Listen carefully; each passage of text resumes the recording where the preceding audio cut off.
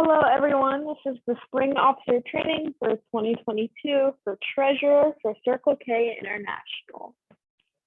So we're going to be going over what does it mean to be a treasurer. And so we're going to be going over things like reading and writing a check, reading a bank statement, keeping track of funds, paying dues, and managing inventory. So first, reading and writing a check. On this one, number 1 is the date. Number 2 is who you're paying it to. Number 3 is the numerical amount. Number 4 is the written amount. Number 5 is the signature. And number 6 is the memo where you can put what this is for. This is not always necessary, but I do recommend you doing this so you can just keep track of what the payments are for, as you may forget as the year progresses. And remember that when you're depositing a check, that you endorse the back and you sign it. So this is just an example. So we're gonna practice writing this check. You're writing a check of $105.50 to the Capital District CKI for SMR registration. So number 1 would be the date, and for me it is 04/08/2022. Number 2 would be Capital District CKI. Number 3 would be the numerical version of $105.50. Number 4 would be the written out version of $105.50. Number 5 would be your signature, and number 6 would be FMR registration. So next are bank statements. So when tracking deposits and withdrawals, you just want to try to keep either an Excel or a spreadsheet or a Google Sheet. So you'll want to make sure you include your starting balance and then any other deposits or withdrawals you have.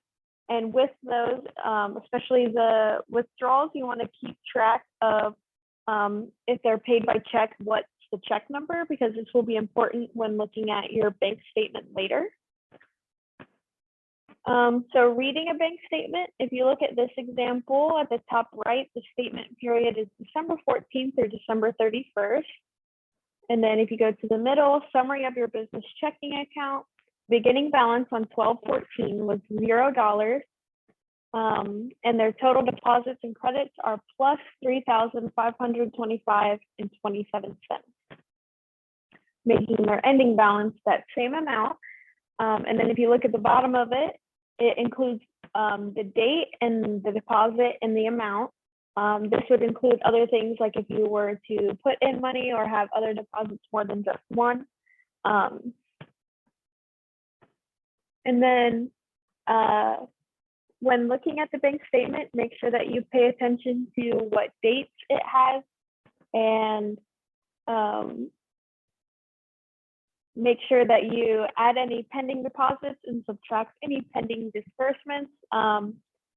As well, you want to make sure that if you have any bank charges, that you include them in the total amount that you have, and you just want to make sure that these balances match for both the bank statement and what you have in your sheet. So when tracking reimbursements, you can keep them in a spreadsheet, whether this be in your Google Drive or in Excel, but just make sure you include things like date, who the person is and what they bought, for what reason, how much it was, how they paid for it, and make sure you get the receipt from them. And then you just want to make sure that you have, once they are paid back, that you include what day they were paid back and how they were paid back.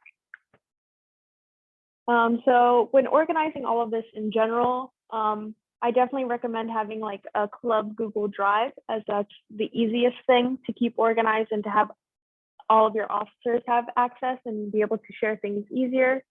But you can keep track of everything there and have copies of receipts and everything like that, and bank statements. So some tips for maintaining your budget are to use Excel or use Google Sheets. You can plug things in really easily here and put in the equation so you don't have to do any of the actual math. If you are to receive any cash, deposit it into your account immediately, just so you keep track of it and don't forget or don't lose it. As well, limit access to your checks. So this should really only be your treasurer and maybe your club advisor. So for this year, we're going to be having a new dues system. So this is starting this year, so the 2022-2023 year. International dues are $24 a member and Capital District dues are $10 a member. So before it was a flat fee. So for example, it'd be for a club of 10, regardless, it would be $600. But now for a club of 10, it's only $34 a person.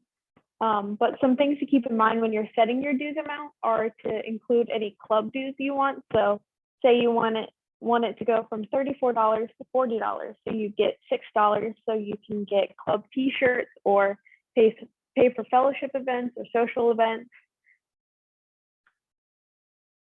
So when looking at how to pay dues, you're going to use the Membership Update Center.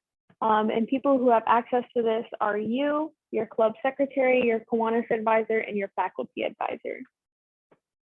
So to register your club's officers, your president or anyone else can email or call Kiwanis Member Services, and you're going to want to include all of your positions and the name of the person in it and their email. It's definitely easier to send in the email, but you're welcome to call in and tell them. But this is really important because you have to do this first in order to be able to pay dues and have access.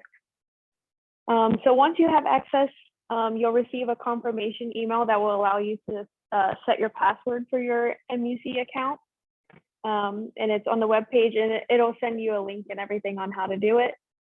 So you're gonna, on the left-hand side, this is what the website looks like. So on the left-hand side, there's the Membership Update Center. You don't need to do the background check, so don't worry about that. So once you click this Membership Update Center, there will be 3 things at the top. One that says Dashboard, one that says Members, and one that says Finances. So you're gonna click Members, and you're gonna hit Bulk Add Members. Things you'll need from club members are their first and last name, their email, whether this is, normally we will use their school email, their gender, and their graduation year.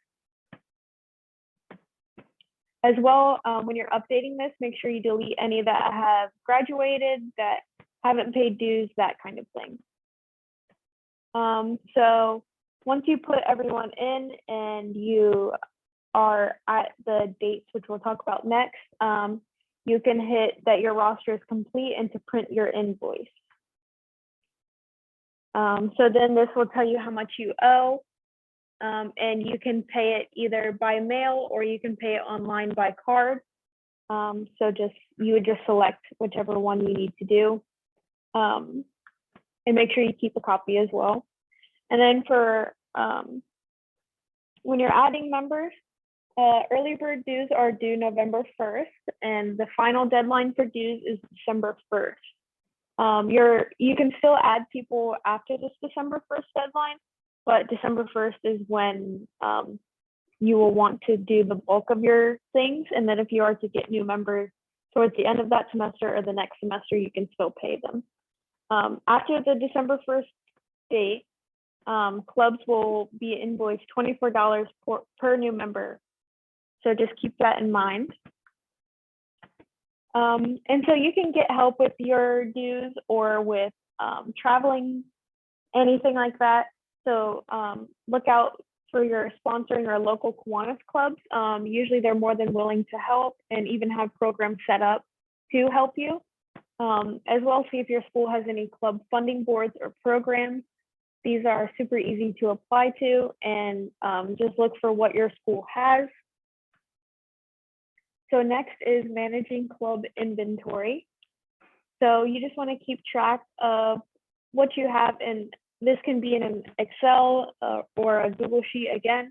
You just want to keep track of what all you have, when you got them, where they are, that kind of thing. Yeah, it'll just help you keep track of everything and make sure that you don't misplace anything or forget where anything is. And then some other tips are avoid sending people Excel documents. So while they're easy to use, they're a bit hard to send to others, and that's why I recommend Google Sheets. But you can also transfer the Excel documents into Google Sheets.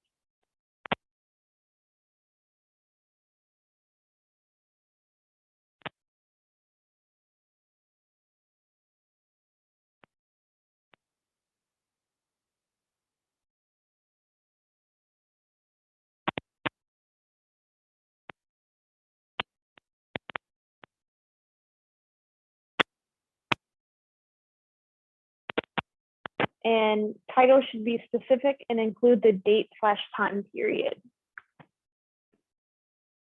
So that's all I have for you. Thank you guys for paying attention. And if you have any questions, make sure to reach out to the district board or Katie, your district administrator. But yeah, thank you guys so much.